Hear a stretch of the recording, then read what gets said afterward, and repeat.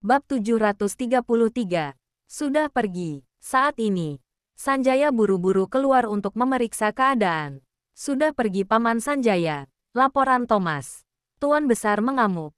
Kalian bertahanlah. Sanjaya mengingatkan mereka, lalu membalikkan badan masuk ke rumah. Aku akan menderita. Rian tahu. Walaupun Sanjaya tidak mengatakannya, namun Tuan Besar tetap dapat melihatnya. Ialah yang terus menghalangi, sehingga bawahannya tidak sempat menahan elang itu menyebabkan elang itu terbang ke dalam rumah. Sekarang Tuan Besar mengamuk, pasti akan melampiaskan kemarahannya. Paling akan dipukul beberapa kali. Thomas menepuk-nepuk bahunya dan menenangkannya. Tuan Besar sudah berumur, tidak akan berdarah-darah. Bawa anak-anak ke kamar dulu. Daniel memberi isyarat tangan. Bibi Riana dan beberapa pelayan wanita lekas maju dan membawa 3 anak kembali ke kamar. Carla sudah tidak menangis, tapi sekujur tubuhnya masih bergetar. Wajahnya putih memucat. Jangan takut. Ada papi. Tidak akan kenapa-kenapa. Daniel memeluknya dan menenangkan dengan lembut. Kembali ke kamar istirahat. Papi akan menemani kalian setelah mengurus masalah ini. Iya, masih ada air mata di wajah Carla. Namun ia tetap menganggukkan kepala dengan berani. Daniel menoleh melihat Carlos. Matanya penuh kekhawatiran. Namun hanya bertanya dengan sederhana. Tidak apa-apa. Carlos menggeleng-gelengkan kepala dengan lemas. Ia tak bicara mengucapkan kata pun.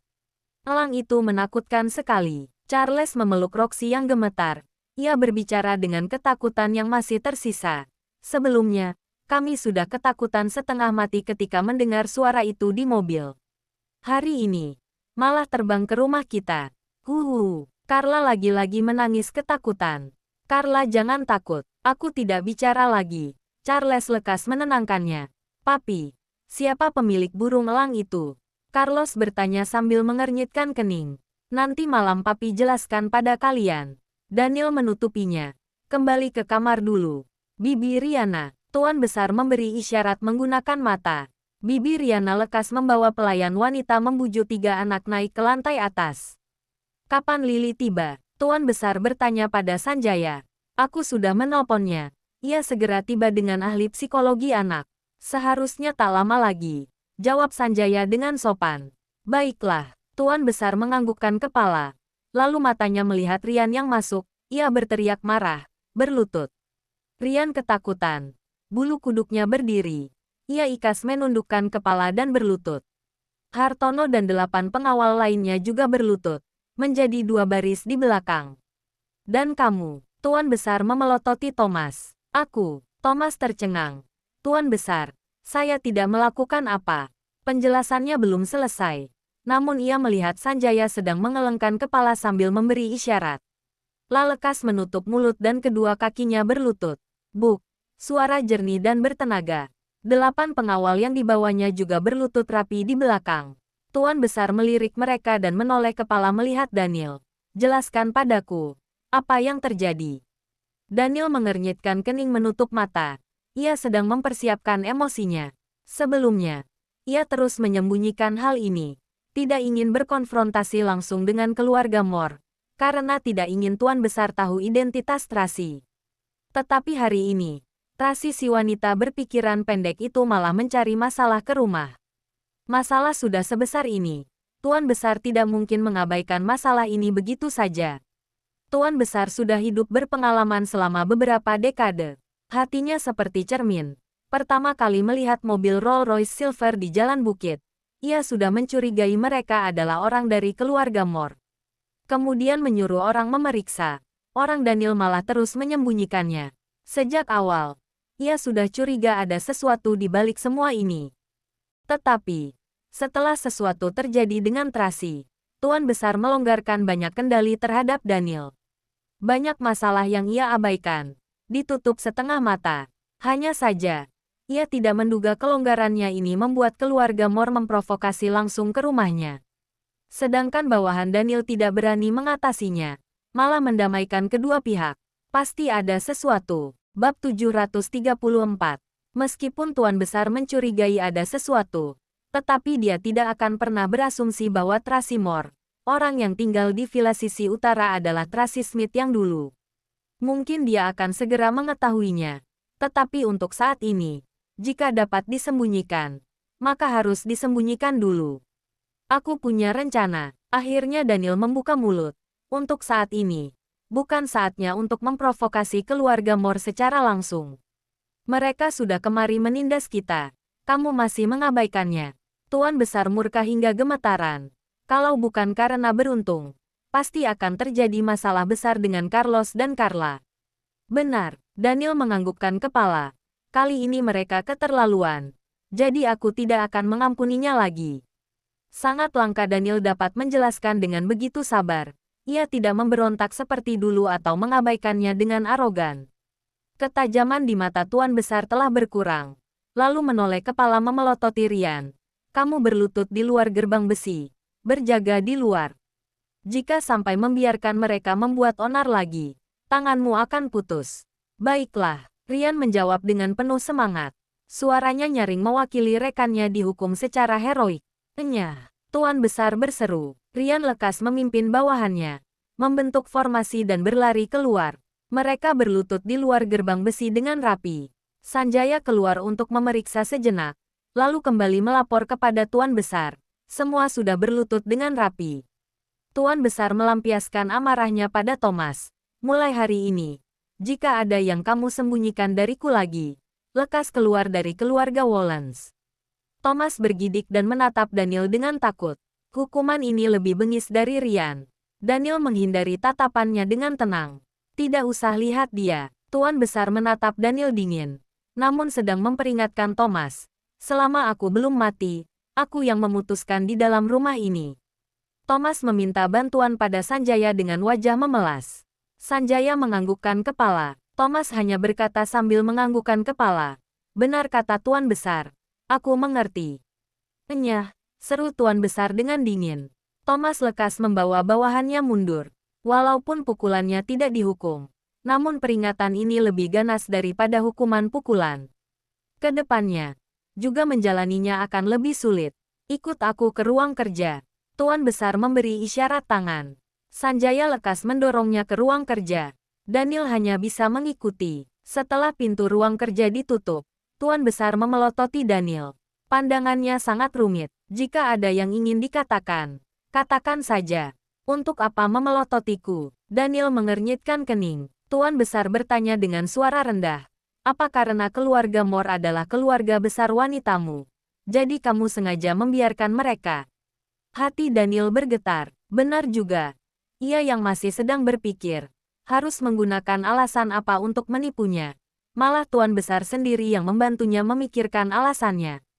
Ternyata benar. Tuan Besar menarik napas dalam-dalam. Walaupun wanita itu memiliki darah keluarga Moore, tapi ia tidak pernah saling berkenalan secara resmi dengan keluarga Moore. Tidak ada keakraban yang terjalin dengan keluarga Moore. Kamu tidak bisa mengalah hanya karena hal ini. Daniel menundukkan kepala. Tak banyak bicara. Sekarang jika ia banyak bicara, ia juga akan disalahkan. Lebih baik diam saja. Meskipun dia tidak mengatakan apapun, tapi Tuan Besar juga akan mencari alasan untuknya.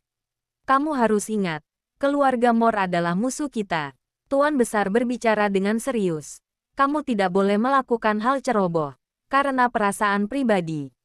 Pertarungan bisnis sama seperti medan perang. Jika kamu mengalah, kamu akan dibantai. Bagai ikan segar, apa yang kamu tanggung di pundakmu bukanlah hidupmu sendiri, melainkan kebangkitan dan kejatuhan keseluruhan keluarga Wollens, serta masa depan 3 anak itu. Ucapan ini sudah didengar Daniel sejak kecil hingga besar. Telinganya sudah kapalan. Ia merasa, bahkan jika ada seorang idiot yang berulang kali mendengarkan ucapan ini pun akan dapat membuat kepalanya meledak. Wanita itu sudah tidak ada. Seharusnya kamu melepaskannya. Memulai kehidupan baru. Tuan Besar mengatakan satu kalimat lagi. Selama 2 tahun ini pertama kalinya ia mengungkit topik ini secara resmi. Bab 735. 2 tahun ini. Demi tidak merusak hubungan kakek dan cucu, mereka sama-sama tidak mengungkit kejadian itu. Meskipun hati Daniel telah tertusuk duri sejak awal, tetapi ia tidak bisa meminta pertanggungjawaban dari Tuan Besar. Apa yang bisa dia lakukan? Tidak mungkin membunuh kakeknya kan? Jadi, Diam dan menghindar menjadi cara membalas dendam satu-satunya. Aku tahu kamu membenciku, Tuan Besar mendesah dalam. Tapi, semuanya telah berakhir. Meskipun kamu membenciku, tidak akan ada yang kembali. Kamu bisa meminta maaf pada 3 anak itu, tapi tidak bisa meminta maaf pada keluarga Mor. Aku tahu. Akhirnya Daniel berbicara. Aku punya perhitungan sendiri. Kamu yakin? Tuan Besar masih tampak cemas. Daniel tidak bicara, hanya mengernyitkan dahi, memandangnya seolah memprotes tanpa bersuara. Baiklah, Tuan Besar mendesah tidak berdaya, lalu diperingatkan dengan dingin. Semoga kamu sungguh punya perhitungan sendiri. Jika tidak, dengan sifatku ini, sebelum aku masuk ke dalam pemakaman pun, aku tetap tidak mengizinkan kamu berhubungan dengan anggota keluarga Mor itu. Setelah berbicara, dia mengangkat kepala memandang Daniel. Tatapannya kejam. Kamu sendiri tahu, jika aku bertindak, tidak akan ada yang tersisa. Sudahlah, aku tahu. Tentu saja Daniel tahu. Sejak generasi Tuan Besar, ia memerangi keluarga Mor hingga akhir. Oleh karena itu, dia menolak ayahnya Daniel berpacaran dengan Bella Mor, hingga menyebabkan akhir yang tragis. Ketika tiba di generasinya, Tuan Besar lebih ketat padanya. Sama sekali tidak membiarkan berhubungan dengan keluarga Mor. Tetapi, ia sama sekali tidak menduga. Ia yang sudah mewaspadai segalanya, masih gagal mencegahnya. Wanita yang Daniel kenal di kota Bunaken, jelas-jelas tidak berhubungan dengan keluarga Mor. Tapi ternyata wanita itu memiliki garis keturunan keluarga Mor dan melahirkan 3 anak untuknya. Mungkin ini yang disebut takdir. Tidak bisa diputuskan. Keluarlah, perintah Tuan Besar dengan dingin. Awalnya, Daniel ingin membujuk Tuan Besar untuk kembali ke negara Maple. Tapi kata-kata itu ditelan kembali. Ia tahu temperamen kakeknya. Hari ini telah terjadi masalah besar. Ketakutan ketiga cicitnya. Bagaimana mungkin Tuan Besar pulang dari keadaan seperti ini? Lebih baik pelan-pelan saja. Daniel berjalan keluar dari ruang kerja. Lily membawa dokter buru-buru kemari, memberi hormat kepada Daniel. Lalu lekas naik ke lantai atas melihat 3 anak. Tuan Besar sangat cemas.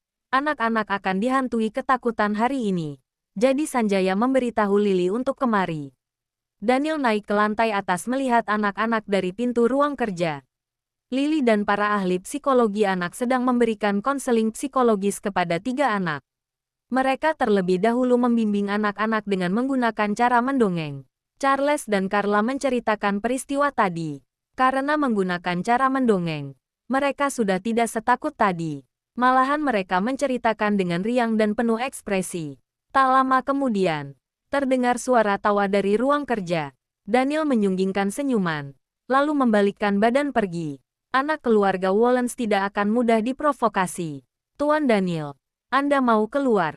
Thomas buru-buru mengikuti. Hari ini Ryan dihukum berlutut, jadi ia yang harus mengantar Daniel. Duke masih menungguku. Daniel melihat jam tangan. Kita ke hotel mulia dulu. Baik, di ruang kerja lantai 2. Carlos berdiri di samping jendela. Ia melihat mobil Daniel yang perlahan pergi menjauh. Tatapan matanya menjadi rumit. Carlos, kenapa? Lily mengamatinya. Charles dan Carla begitu cepat membaik. Sedangkan Carlos malah tidak fokus. Ia seolah menutup pintu hatinya. Menolak berkomunikasi dengan ahli psikologi. Tidak ada apa-apa. Carlos berbalik badan keluar. Kak Carlos, kamu kemana? Tanya Charles. Kembali ke kamar. Carlos kembali ke kamarnya dan mengambil merpati robot barunya. Ia melepaskannya dari luar jendela, lalu mengendalikannya menuju villa sisi utara. Ia sangat ingin tahu, siapa orang yang datang ke rumah tadi. Kenapa di kaki burung elang peliharaan mereka ada cincin maminya? Bab 736. Benar, siapapun tidak menyadarinya. Ada sebuah cincin emas hitam di kaki elang peliharaan tersebut. Itu adalah cincin pernikahan Tracy dan Daniel di tahun itu. Mungkin orang lain tidak menyadarinya. Saat si elang hendak menyerang Carlos, dia tiba-tiba berhenti tepat di hadapannya, karena mendengar suara peluit. Carlos yang melihat elang itu, kebetulan melihat cincin itu dari sudut pandangnya. Saat itu, Carlos tidak hanya takut, tapi juga terkejut. Setelah kejadian itu, semua orang sibuk memahami masalah ini. Hanya Carlos yang terus memikirkan cincin itu. Dia sama sekali tidak merasa takut, juga tidak punya trauma. Dia hanya sedang berpikir, kenapa cincin maminya bisa ada pada elang itu? Kenapa? Elang itu adalah binatang peliharaan orang yang tinggal di villa bagian utara. Jika bisa menemukan identitasnya, maka ia bisa mendapatkan petunjuk untuk menemukan maminya. Lalu Carlos melepaskan sebuah robot merpati yang lain. Ingin merekam pemilik villa di bagian utara. Robot merpati terbang semakin tinggi dan semakin tinggi jauh. Tok-tok, di saat ini. Dari luar tiba-tiba terdengar suara ketukan pintu. Lily bertanya dengan suara pelan. Carlos, apa kamu di dalam? Carlos tahu merpatinya tidak bisa cepat sampai. Akhirnya dia pergi membuka pintu dulu. Dokter Lily, ada apa? Carlos, apa bisa berbicara sebentar? Dokter Lily berjongkok, memandangnya dengan lembut. Bibi tahu kamu tadi pasti ketakutan. Tapi kamu adalah lelaki sejati. Jadi tidak menangis. Kupikir Bibi salah paham. Carlos menyampaikan ucapan Lily dan berkata dengan tenang. Aku akui saat itu aku memang merasa takut. Tapi setelah berlalu, sudah tidak apa-apa. Sekarang aku sungguh sedang sibuk. Bukan sedang bersembunyi. Bibi tidak perlu khawatir. Oh, Lily tertawa ketidaknyamanan. Baiklah kalau tidak apa-apa. Terima kasih. Carlos berterima kasih dengan sopan. Apa masih ada hal lain? Tidak ada. Lily buru-buru menggelengkan kepala. Kalau begitu, kamu lanjutkan kesibukanmu. Bibi tidak mengganggu lagi. Charles dan Carla butuh perhatian darimu. Carlos menundukkan kepala memberi hormat. Lalu segera menutup pintu kamar. Lily sedikit tak berdaya. Tapi hanya bisa ke ruang kerja untuk menghibur Charles dan Carla. Carlos berjalan ke depan komputer. Lanjut melacak robot merpatinya. Saat ini, robot itu sedang terbang menuju villa bagian utara. Kamera yang dibawa oleh robot merpati akan merekam segala sesuatu yang ada di bawahnya dengan sangat jelas, melalui jaringan yang akan dikirimkan ke komputer Carlos. Carlos memandangi layar komputer dengan gugup, menunggu robot merpati itu mengungkapkan kebenarannya. Di saat ini, dari luar terdengar lagi suara ketukan pintu. Carlos mengernyitkan keningnya, bertanya dengan kesal, siapa? Carlos, kakek buyut meminta orang dapur menyiapkan sarapan. Ayo makan bersama, sedikit saja. Terdengar suara tuan besar yang hangat. Selain itu, juga ada suara Charles dan Carla. Kakek buyut, apa sungguh ada bakpao babi? Tanya Charles dengan gembira. Ada. Kakek buyut sudah meminta Bibi Riana mempelajarinya. Kata tuan besar sambil tersenyum. Cepat pergi lihat. Enak atau tidak? Hore! Charles bersorak dan berlari ke lantai bawah. Di mana Kak Carlos? Carla mencari Carlos. Sedang dipanggil. Tuan besar dengan penuh kasih sayang membelai rambut Carla. Kamu turun dulu saja. Sebentar lagi kita juga turun. Oke, aku cari Roxy dulu. Carla turun sambil melompat kegirangan. Di dalam kamar, Carlos sedang menatap layar komputer tanpa berkedip. Merpati itu sudah terbang ke bagian utara, semakin dekat dengan villa. Dia tidak ingin melewatkannya, tapi orang di luar sedang menunggunya. Dia terpaksa harus membuka pintu kamar dulu. Carlos, kakek buyut, sekarang aku tidak lapar. Kalian makan dulu saja. Carlos berbalik melihat komputernya sejenak. Hatinya sangat gelisah. Jika diganggu lagi, ia akan melewatkannya lagi. Carlos, kakek buyut ingin mengobrol denganmu. Sekarang aku sedang tidak ingin mengobrol. Carlos keceplosan. Ekspresi tuan besar membeku. Tatapan matanya pun menjadi suram. Carlos menyadari sikapnya barusan tidak sopan. Dia segera meminta maaf. Maaf, aku sungguh sedang mengerjakan sesuatu. Kakek buyut sarapan dulu saja. Jangan lupa like, komen, and subscribe ya. Terima kasih. Tunggu terus kelanjutannya.